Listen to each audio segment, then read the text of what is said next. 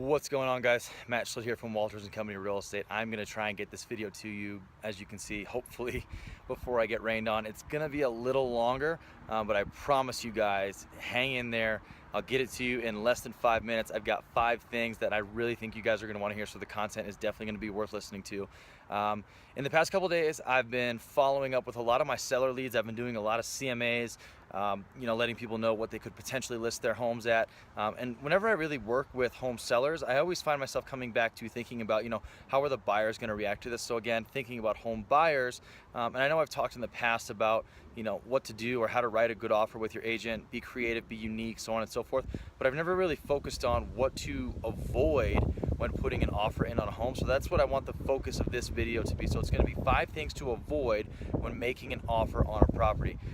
The first thing, guys, do not delay. Anytime you are interested in a property, there's 3 things, and I know we've talked more in the past about how to get your offer noticed, but there's really 3 things that's going to make it stand out. The first thing, guys, speed.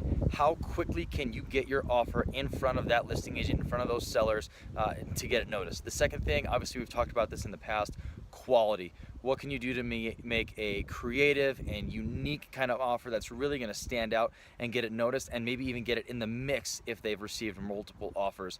And the third thing, again, guys, speed. Like I just said, how quickly can you get your offer in front of that listing agent? So that's the first thing.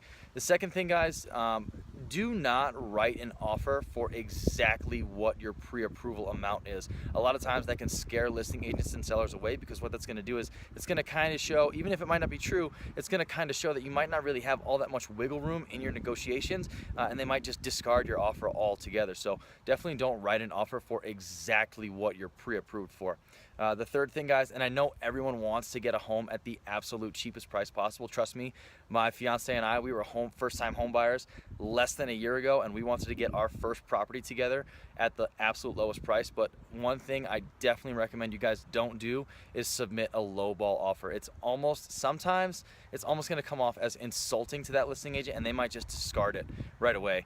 So definitely don't submit a lowball offer. I know, like I said, everyone wants to get a property for as cheap as they can. It's okay to come in a little bit lower and then try and negotiate your way to whatever it is you want to pay, and obviously have your agent do that for you. But definitely don't submit a lowball offer that's going to insult that listing agent.